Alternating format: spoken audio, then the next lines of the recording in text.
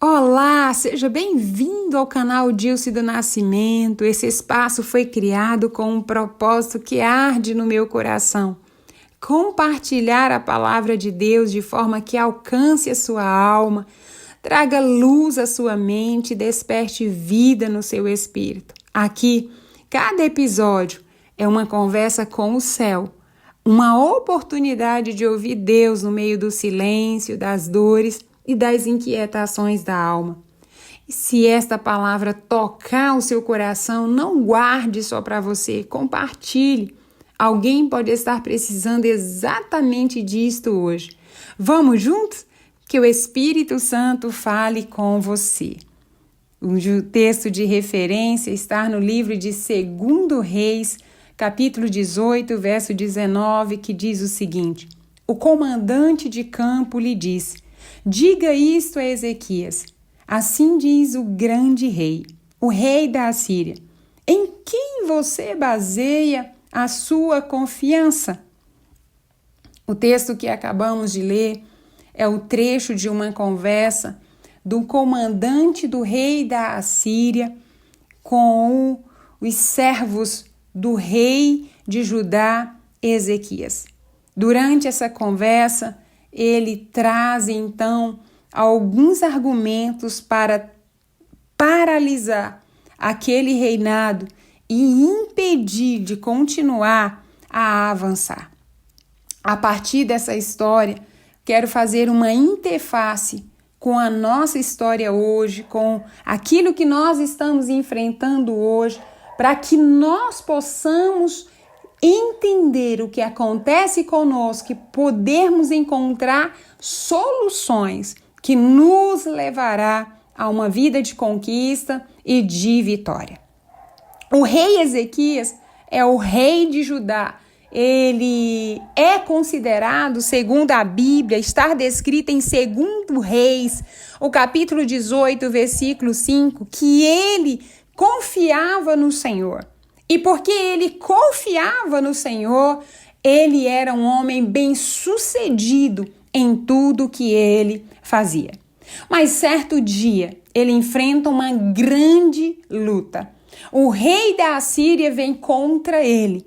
E nesta luta, ele faz com que o povo de Judá tenha medo. Ele tenta então paralisar aquele rei. E ele usou alguns tipos de argumentos que foram argumentos fortes e que balançaram, inclusive, o coração daquele rei. E eu quero te apresentar hoje os 4 argumentos utilizados pelo rei da Assíria. E eu posso garantir a você que estes mesmos argumentos, eles continuam sendo utilizados até hoje pelo inimigo da nossa alma. Eu sei que hoje nós não enfrentamos guerras como naquela época, mas com certeza no dia de hoje você enfrenta algum tipo de batalha, algum tipo de luta, e eu posso garantir a você que você não terá um comandante real de carne e osso na sua frente, mas terá sim um inimigo que estará o tempo todo trabalhando em sua mente para fazer com que você não confie no Senhor. E eu quero então te apresentar, os argumentos que foi utilizado ali. Quem sabe a sua guerra hoje seja uma luta relacionada ao seu casamento, ou uma luta relacionada à criação de seus filhos, ou quem sabe você enfrenta uma luta, então uma guerra profissional. Eu não sei qual que é o tipo de batalha que se apresenta, mas eu posso garantir a você que os argumentos eles não mudaram. O primeiro argumento utilizado pelo rei da Assíria foi o argumento da intimidação. Ele diz: o comandante de campos lhe disse: diga isto a Ezequias, assim diz o grande rei, o rei da Assíria, em quem você baseia a sua confiança? Deixa eu te falar, quando nós estamos diante de uma batalha, diante de uma luta, seja ela qual for, o inimigo ele vai fazer com que você acredite que o que você está enfrentando é maior e mais poderoso do que o seu Deus. Eu vou repetir. Todas as vezes que você está diante de uma luta, diante de um problema, o inimigo da sua alma vai fazer você acreditar que o que você está enfrentando é maior do que o seu Deus. O argumento utilizado aqui foi o argumento da intimidação. E o que é intimidação? A intimidação é uma tentativa de paralisar, de trazer desânimo, falta de esperança naquele que é em nós. Então, o opositor, ele vai fazer isso. Então, se você está passando por algum tipo de problema hoje, provavelmente a sua mente, ela está fazendo você acreditar que esse problema é o maior que você já enfrentou, que não haverá solução para ele. Ele vai fazer a sua mente, o inimigo, inclusive, vai plantar na sua mente que tudo que você está vivendo é maior do que o seu Deus. Rabsaque, que era o comandante do rei da Assíria, ele diz isso para todos os servos de Ezequias. Assim diz o grande rei. Assim diz o grande rei. Em que você baseia a sua confiança? Eu quero te desafiar hoje a dizer para o problema que você está enfrentando, a dizer para a luta que você está encarando agora: você não é maior do que o meu Deus. O meu Deus, ele é real. O meu Deus, ele há de fazer, ele continuará a fazer. Eu não sei o que ele fará, mas uma coisa eu posso garantir: o socorro vai vir, a provisão vai vir, o livramento vai vir, a direção vai vir. Ele vai fazer por você. E se a sua mente tentar dizer para você: para, você será envergonhado, eu quero que você diga para ela agora o que está escrito em Salmos 28, versículo 7. O Senhor é a minha força e o meu escudo. Nele o meu coração confia e nele eu serei socorrido. Por isso o meu coração exulta e os meus lábios cantam louvores ao Senhor. Levante do lugar em que você está. Se você está paralisado, se você está depressiva, se você está melancólico, se você está ali numa escuridão, sem ver saída, sem ver futuro, sem ver possibilidades de futuro, eu quero te dizer: escute a voz do Senhor hoje, que é o que o Senhor está dizendo para você, o que está escrito em Êxodo 14, versículo 14: o Senhor pelejará por você. Por isso, cale a voz que grita na sua mente dizendo que o Senhor não enviará socorro. O segundo argumento daquele rei foi a dúvida. Ele disse em Reis, o capítulo 18, versículo 29 e 30. Assim diz o rei: não deixe que Ezequias os engane, ele não poderá livrá-los de minhas mãos. Não deixe Ezequias convencê-lo a confiar no Senhor, quando diz: com certeza o Senhor não nos livrará. Essa cidade não será entregue, na mão do rei da Assíria. Sabe qual que é a arma que eu e você nós temos nas mãos hoje? É a palavra de Deus. A palavra do Senhor diz: eleva os meus olhos para os montes. Os montes são esses problemas que você está enfrentando agora, essa batalha, essa luta. Eu não sei o que está na sua frente. E ele diz: da onde virá o meu socorro? O meu socorro, você tem que dizer para sua mente agora: o meu socorro vem do Senhor, que fez os montes. E aí vai vir vários se. E se Deus não fizer? E se Deus não enviar o socorro? E se Deus não fizer a provisão? E se Deus não me salvar? E se Deus não abrir a porta do emprego? E se Deus... Se... A sua mente, ela tentará te paralisar colocando dúvida. Mas para cada se, eu posso te garantir, existe uma palavra de esperança e uma palavra de fé. Eu quero compartilhar com você hoje, né? Algo que vem ao meu coração. Talvez agora você esteja aí, dizendo, eu não sou o homem ou a mulher de oração. Talvez você esteja aí olhando, o inimigo está fazendo você ver, inclusive as suas falhas, os pecados que você cometeu nos últimos dias e dizendo assim, Deus não fará por você, porque você é miserável, porque você não presta, porque você é um corrupto, porque você é um mentiroso, porque você é um adúltero, porque você é um filho desobediente. Eu não sei qual que é o tipo de acusação que está na tua mente, mas uma coisa eu posso te garantir, a palavra do Senhor diz que Ele é fiel. Se você pecou, se você errou, se há alguma falha em você, eu quero desafiar você a se arrepender, a confessar o seu pecado e dizer, Pai, aqui eu estou, mas eu continuo confiando no Senhor. Assim como Ezequias confiava em Ti, assim como ele levou aquela nação a confiar em Ti, ele não deixou que um rei plantasse dúvida no coração deles. Hoje eu digo para o Senhor, Senhor, eu preciso do Senhor, cale todas as vozes que estão dentro de mim, a voz da acusação, a voz da culpa, a voz que quer trazer vergonha sobre você, a voz que quer arrancar a esperança de dentro de você, colocando dúvida no seu coração. Mate essa voz, faça ela calar dentro de você. Não, que não haja dúvida e que você possa dizer, eu olho para esse monte, que é essa situação, que é esse problema, e você diga a ela, o meu socorro virá do Senhor. E a palavra do Senhor diz em Salmos 25, versículo 3, com efeito, dos que em ti espera, ninguém será envergonhado. Envergonhados serão os que sem causa precedem traiçoeiramente. Não acredite no que a sua mente está te dizendo.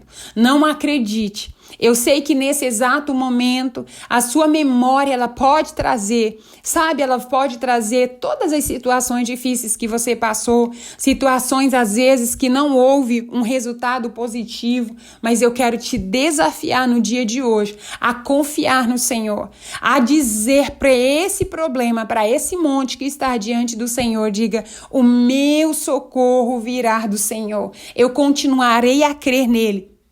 Eu continuarei a depender dele e eu sei que ele fará por mim. Amém? O terceiro argumento utilizado pelo rei da Assíria foi a manipulação. O versículo 23 do capítulo 18 de 2 Reis vai dizer, aceite, pois, agora o desafio do meu senhor, o rei da Assíria. Eu lhe darei 2.000 cavalos, se você tiver cavaleiros para ele. Se você continuar os versículos 31, ele vai dizer, faça paz comigo, renda-se, então cada um de vocês comerá da sua própria videira e da sua própria figueira e beberá água de sua própria cisterna. Até que eu venha e os leve para uma terra igual à de vocês, terra de cereal, terra de vinho, terra de pão e de vinha, a terra de oliveira e de mel. Esse rei, ele tentou manipular aquele povo, o povo de Israel, para que ele se rendesse a ele. Talvez nesse exato momento a sua mente esteja dizendo para você, do que adianta orar? Do que adianta ler a Bíblia? Do que adianta servir ao Senhor? Meu amado e minha amada que me escuta, eu quero te dizer que o fato de dependermos do Senhor, o fato de confiarmos no Senhor, não nos imuniza de passarmos por provação.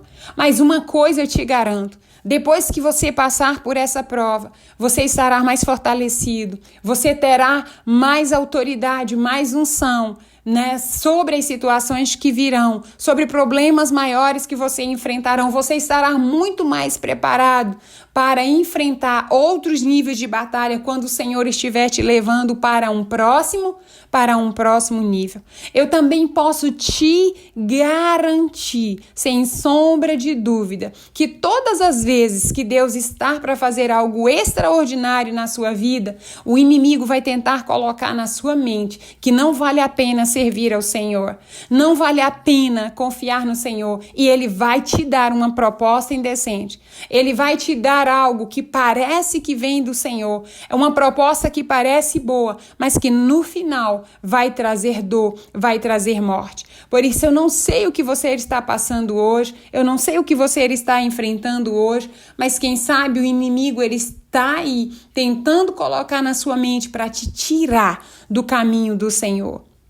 Muitas vezes eu vejo pessoas que servem ao Senhor, que são fiéis ali todos os dias na oração, na leitura da palavra, e ela passa por dificuldades e chega alguém e fala assim: o que adianta servir ao Senhor se você não sai da guerra, se você não sai da batalha, se o tempo todo você passa por problemas?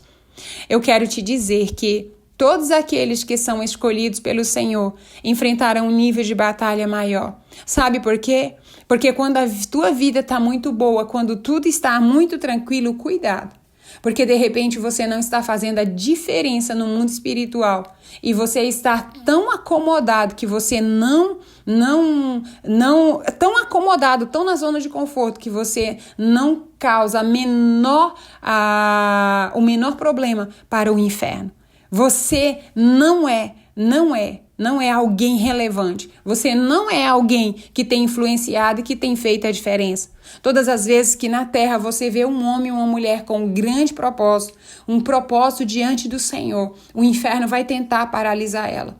O inferno vai tentar paralisar a família dela. O inferno vai tentar te barrar na vida profissional. Por quê? Porque ele já vê lá na frente. Ele já vê que você fará a diferença na vida de várias pessoas. Aquele rei, o rei Senaqueribe, que era o rei da Assíria, sabia a força que estava em Ezequias, rei de Judá. Ele sabia de tudo aquilo que ele poderia conquistar. E aí ele tenta manipular o seu povo para poder paralisar e impedir eles de viver aquilo que Deus tinha para eles. Eu quero te desafiar nesse dia a erguer a sua cabeça, a não fazer acordos, a não negociar o que é inegociável. Não negocie seu tempo com Deus, não negocie sua devoção ao Senhor, não negocie andar nos caminhos corretos do Senhor. Prefira abrir mão de mesas, prefira abrir mão de amizades, prefira 1000 vezes fazer isso do que abrir mão realmente das coisas de Deus e de andar num caminho de retidão. Tá? Porque a palavra do Senhor diz em Salmos 42, versículo 7, que um abismo chama o outro abismo, tá? Então não caia nessa. E a palavra do Senhor diz mais, em Provérbios 14, 12, há caminhos que ao homem parece direito, mas ao cabo dá em caminhos de quê? De morte. Amém? Não se deixe se manipular por quem quer que seja. Não faça isso. Tá? E o quarto argumento, que em toda e qualquer batalha que você vem enfrentar, ele vai bater na sua porta, e foi o argumento utilizado por Rabsaque, foi o medo. Lá em 2 Reis 18, 24, ele diz: como você pode derrotar o mais insignificante guerreiro do meu Senhor? Você confia no Egito para lhe dar carros de guerras e cavaleiro? Entenda algo. O medo, ele é uma das principais armas utilizada no contra-ataque. Ele vai tentar você paralisar. Quando a gente olha para o versículo 34 do capítulo 18, aquele comandante, ele começa a mostrar às diversas outras nações que o rei da Assíria havia derrotado. Ele começa a mostrar ali e dizer: é Judá e Jerusalém melhor do que essas outras nações? O que você tem dito a seu respeito? Qual tipo de comparação você tem feito?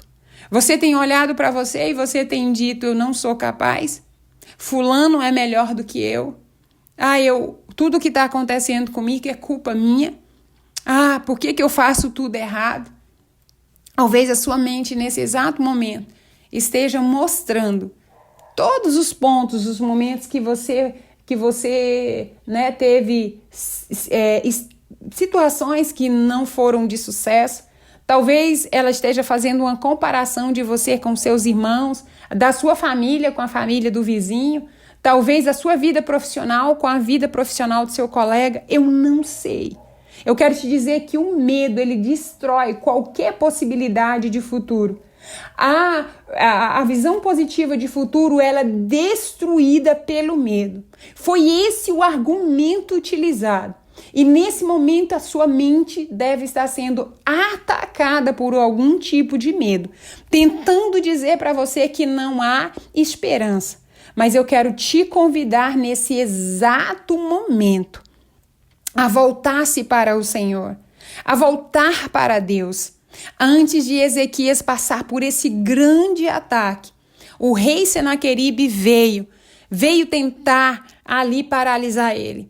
E Ezequias, na tentativa de ser amigável, na tentativa de ter paz, ele manda então uma mensagem no versículo 14 do capítulo 18 para o rei Senaqueribe, dizendo assim: eu cometi um erro, vamos fazer um acordo, eu te pagarei o que você exigir. E aí ele coloca um tributo sobre ele. Ele diz: tá bom, eu vou te deixar em paz se você me der 10 toneladas de prata. Eu vou te deixar em paz se você me der aí 1 tonelada e 50 quilos de ouro. A palavra do Senhor diz nos versículos 15 e 16 que Ezequias pegou toda a prata do templo do Senhor e do palácio real e pegou o ouro, retirou o ouro das portas do templo do Senhor para poder mandar para Senaqueribe para que houvesse paz.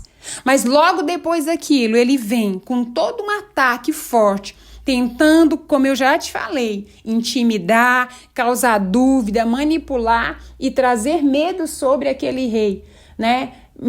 Então eu quero te dizer que às vezes não adianta você negociar algo agora, deixar a sua Bíblia de lado, deixar o seu tempo de oração, deixar a sua frequência na casa do Senhor, a comunhão com os irmãos. Quantas vezes eu vejo as pessoas negociando os princípios básicos, que é o tempo sozinho com Deus. Porque eu estou perdendo tempo. Uma hora que eu gasto orando, lendo a minha Bíblia, eu poderia estar fazendo outra coisa. Por diversas vezes, amado, na minha caminhada, eu ouvi pessoas dizerem, inclusive pessoas que me afrontaram, falando: vá trabalhar em vez de orar. Eu nunca fui negligente no que eu faço. Eu nunca fui negligente no meu trabalho. Mas uma coisa eu também fiz. Eu sei que eu só terei decisões assertivas, eu sei que eu só terei vitória, eu sei que o Senhor destruirá os meus inimigos quando eu dependo dele. Assim também pensava Ezequias, e que você possa pensar dessa forma. Se você tem um projeto para fazer, você que é arquiteto, você que é um engenheiro, ou você que tem que escrever um outro projeto independente da área sua de atuação, antes de você se debruçar sobre ele, gaste um tempo orando. Quem trabalha na lavoura sabe melhor do que eu.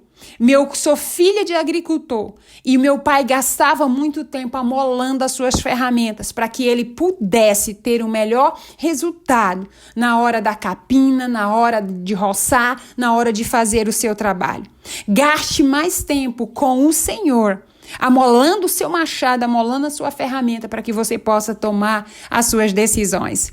Tem uma jornalista chamada Patrícia Lage, e ela conta que no seu livro Sucesso Não Cabe na Bolsa, que um dia ela estava diante de um desafio, ela precisava fazer a entrega de um trabalho.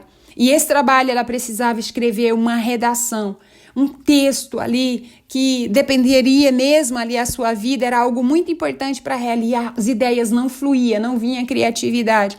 E ela disse que resolve então ir para um culto, para a casa do Senhor.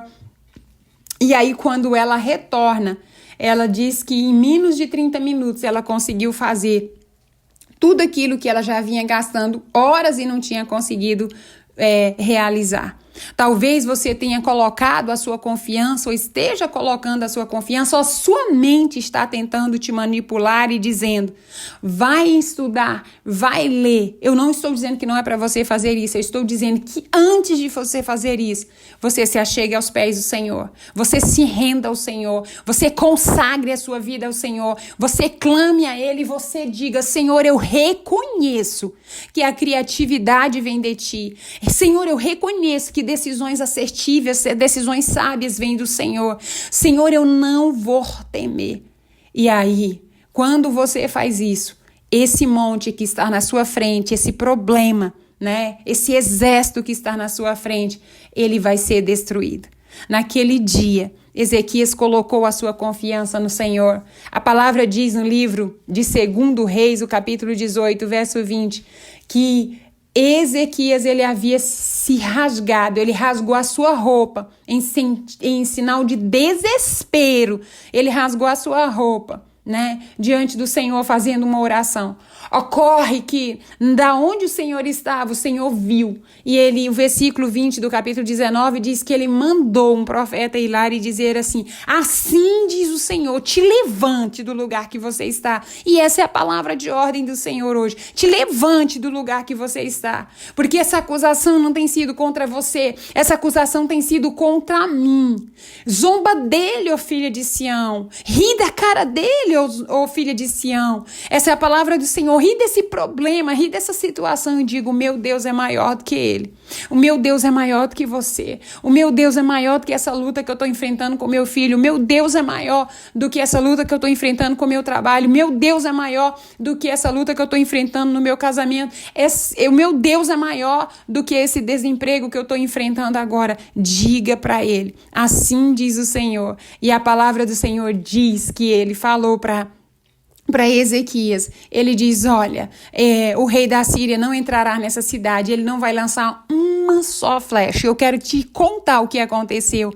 O versículo 35 diz que naquela noite o Senhor enviou um anjo. E aquele anjo, ele veio e ele matou 185 mil homens. Senaqueribe voltou para sua cidade. Ele voltou na sua cidade. Você sabe o que aconteceu com ele? Enquanto ele adorava os seus deuses, seus filhos, né, o mataram à espada. Eu quero dizer para você que o problema que você está enfrentando hoje, há um decreto dos céus para ele. Ele vai acabar, ele vai morrer. O anjo do Senhor vai vir, vai matar, vai destruir tudo aquilo que tenta se levantar contra você. Não deixe o inimigo te paralisar, paralisando a sua mente, fazendo com que ela acredite que não é possível, que Deus não te livrará. Diga para ele, o meu Deus me livrará dessa situação. O meu Deus pelejará por mim. O meu Deus fará infinitamente mais do que eu possa pedir, imaginar ou pensar. Você acredita nessa palavra? Que o seu nome seja escrito assim como o nome de Ezequias foi escrito. A palavra diz, porque Ezequias confiava no Senhor, ele foi um homem bem-sucedido. Que o seu nome, mulher, pai, filho, homem, esteja escrito, que você seja referência de confiança e dependência do Senhor para as pessoas que estão à sua volta, para os seus filhos, para os seus familiares, e todos verão quão poderoso é o seu Deus, assim como todas aquelas nações que estavam em volta e a própria nação ali de Judá pôde ver quão poderoso era o Deus de Ezequias. Deus abençoe a sua vida.